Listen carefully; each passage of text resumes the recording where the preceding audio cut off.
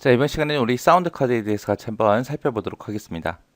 사운드 카드다라고 하게 되면 이제 컴퓨터에서 뭔가 처리된 그런 소리들 있죠. 그런 소리들을 재생하거나 녹음할 수 있게끔 그렇게 도와주는 카드를 보고 우리가 사운드 카드라고 하고요. 사운드 카드가 지금처럼 이렇게 생겼습니다. 요거는 이제 별도로 이제 구입한 그런 사운드 카드고, 메인보드에 사운드 카드가 아예 내장돼서 그렇게 나오는 것도 있습니다. 이런 사운드 카드는 이제 샘플링 비율에 따라서 이제 16비트다, 32비트다 해서 이렇게 구분이 되는데, 여기서 16비트다라고 하게 되면 2의 16승에서 65,536까지의 서로 다른 음을 그렇게 표현할 수 있는 걸 보고 얘기하는 거고요. 32비트다라고 하게 되면 2의 32승 해서 약 42억 개의 서로 다른 음을 표현할 수 있는 걸 보고 32비트짜리라고 그렇게 불러요. 그렇게 해서 이제 이런 비트 수에 따라서 서로 다른 음을 몇 가지나 표현하냐, 거기에 따라서 이렇게 나눠집니다.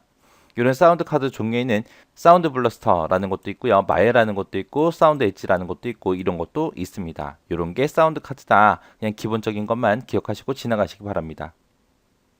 샘플링이다 라고 하게 되면 샘플링이 뭐냐면은 우리 음성이나 영상 같은 것들은 전부 다 아날로그 신호로 되어 있거든요. 그렇게 아날로그 신호로 되어 있는 그런 것들을 컴퓨터에 처리할 수 있게 이제 디지털 신호로 변환하는 과정 중에 보게 되면, 그 아날로그 신호를 일정한 시간 간격으로 검출하는 그런 단계가 있어요. 그런 단계를 보고 우리가 샘플링이라고 합니다.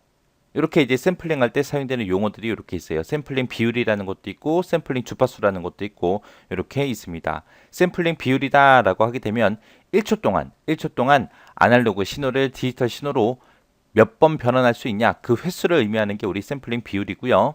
그 다음에 샘플링 주파수다라고 하게 되면 1초 동안 샘플링을 몇 번 할 수 있습니까? 그게 이제 우리 샘플링 주파수요. 그래서 샘플링 비율은 높으면 높을수록 원음에 가깝게 그렇게 샘플링이 되고요. 샘플링 주파수라는 게 크면 클수록, 주파수가 크면 클수록 고음역까지 그렇게 샘플링이 돼요. 근데 무조건 주파수가 크다고 좋은 건 아니에요. 주파수가 크면 클수록 기억 장소를 많이 차지합니다. 기억 용량을 많이 차지해요. 그래서 이 샘플링 주파수는 원래 신호의 2배 정도가 가장 적당합니다.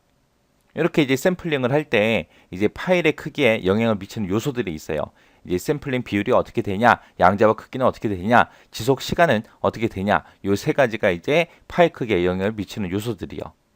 이렇게 해서 샘플링을 했을 때 이제 용량이 얼마나 되냐, 그거 이제 계산하는 식이요. 샘플링 시간 곱하기 샘플링 주파수 곱하기 샘플링 비트수 곱하기 채널수 나누기 8 해주면 그렇게 나타납니다. 여기서 나누기 8을 하는 이유가 뭐예요? 비트수로 하기 때문에. 비트수로 하기 때문에 나누기 8을 해야 이제 바이트 단위로 나올 거 아니에요. 요런 게 샘플링이다 라고 잘 기억하시고, 이 샘플링 특징 있죠? 요거 잘 기억하시고 지나가시기 바랍니다. 자, 첫 번째 거 보니까 비디오 그래픽 카드하고 나왔습니다. 얘가 뭐냐면은 우리 컴퓨터를 사용하려면 컴퓨터하고 모니터하고 서로 연결을 시켜줘야 되겠죠. 그때 이제 우리 모니터에서 나오는 선 있어요. 그 선을 우리 컴퓨터 본체에다가 갖다 꽂아야 됩니다. 그때 그 꽂는 곳을 보고 우리가 비디오 카드, 그래픽 카드라고 그렇게 부르는 거예요. 얘가 정확하게 무슨 일을 해주냐면은 컴퓨터가 뭔가 데이터를 처리를 했어요. 처리를 하고 나면 그 결과값이 나올 거 아니에요. 그 결과를 사람들이 화면을 통해서 볼 수 있게 그렇게 모니터로 보내주는 그런 역할을 해주는 아이가 우리 그래픽 카드입니다. 해서 CPU에 의해서 처리된 그런 데이터를 아날로그로 변환을 해요. 변환을 해서 이제 모니터로 보내주는 그런 장치를 보고 그래픽 카드라고 합니다. 이런 그래픽 카드를 꽂을 수 있는 확장 슬롯이 있는데, 예전에 이제 PCI다, AGP다 해서 이런 방식을 썼었어요. 이런 방식을 썼는데 최근에는 PCI 익스프레스라는 이 방식을 가장 많이 사용하고 있습니다. 최근에 보게 되면 우리가 컴퓨터를 가지고 3D 게임 같은 거 되게 많이 하잖아요. 그죠? 그래서 기존에 가지고 있던 이런 방식으로는 처리되는 그런 데이터의 양을 전부 다 감당을 못해서 새롭게 만들어 놓은 게 PCI 익스프레스입니다. 그냥 그래픽 카드 아예 전용으로 아예 이 자리에 있는 무조건 그래픽 카드만 꽂아. 그리고 아예 전용으로 그렇게 아예 만들어 놓은 게 우리 PCI 익스프레스예요. 그래서 이런 그래픽 카드에도 전부 다 메모리가 들어가요. 그 메모리를 보고 우리가 비디오 메모리, 비디오 램이라고 그렇게 불러요. 그 크기에 따라서 이제 모니터의 출력 해상도가 달라집니다.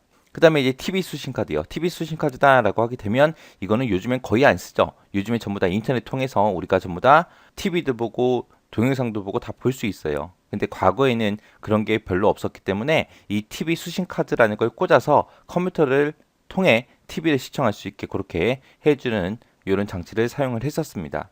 그 다음에 이제 비디오 오버레이 보드요. 얘가 이제 시험 문제 제일 많이 나오는 거. 얘는 이제 외부 비디오 신호 있죠. 그거를 컴퓨터 화면에 함께 표시를 해요. 함께 표시해서 TV나 비디오 같은 걸 우리가 보면서 컴퓨터 작업을 동시에 그렇게 실행할 수 있게 해주는 장치가 우리 비디오 오버레이 보드요. 그래서 얘는 TV나 비디오 이런 걸 보면서 우리가 다른 거 문서 작업을 하든 뭘 하든 할 수 있더라. 그렇게 동시에 뭔가를 할 수 있게 해주는 게 비디오 오버레이 보드다라고 해서 요거 잘 기억하시기 바랍니다. 그 다음에 이제 비디오 캡처 보드요. 얘는 이제 캠코더 같은 장치들 있죠. 그런 곳에서 이제 촬영한 그런 영상이 있을 거 아니에요. 그런 영상을 이제 컴퓨터 파일로 그렇게 저장할 수 있게 도와주는 장치예요. 그래서 동영상 데이터를 컴퓨터에 사용할 수 있게 디지털 신호로 변환해서 컴퓨터 파일로 저장할 수 있게 그렇게 해주는 장치를 보고 비디오 캡처 보드라고 합니다. 그 다음에 이제 엠팩 보드다라고 하게 되면 MPEG 하고 얘는 이제 동영상 압축 기술을 보고 얘기하죠. 그래서 얘는 압축된 데이터를 빠르게 복원시켜서 재생시켜주는 그런 장치를 보고 엠팩 보드라고 합니다. 기타 장치에는 이런 게 있구나라는 거 잘 기억하시고요. 여기서 비디오 오버레이 보드 정확하게 기억하고 지나가셔야 돼요. TV나 비디오를 보면서 이제 문서 작업 같은 거 그런 것들을 이제 할 수 있게 해주는 장치입니다.